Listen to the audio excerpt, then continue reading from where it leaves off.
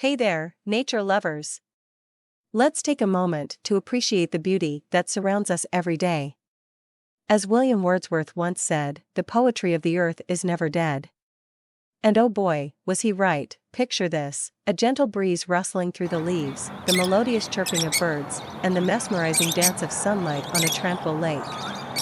These are the verses that Mother Nature writes, composing a symphony that touches our souls. From the vibrant colors of a blooming meadow to the majestic sight of a snow-capped mountain, the earth's poetry is an ever-present masterpiece.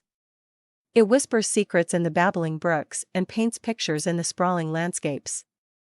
It's a language that needs no translation. Speaking directly to our hearts, step outside and let the poetry of the earth embrace you. Take a stroll through a fragrant forest, where each step reveals a new line in nature's sonnet. Close your eyes and listen to the rhythmic lullaby of crashing waves, as the ocean recites its timeless ballad. Whether it's the delicate petals of a wildflower or the graceful flight of a butterfly, every element of nature has a story to tell.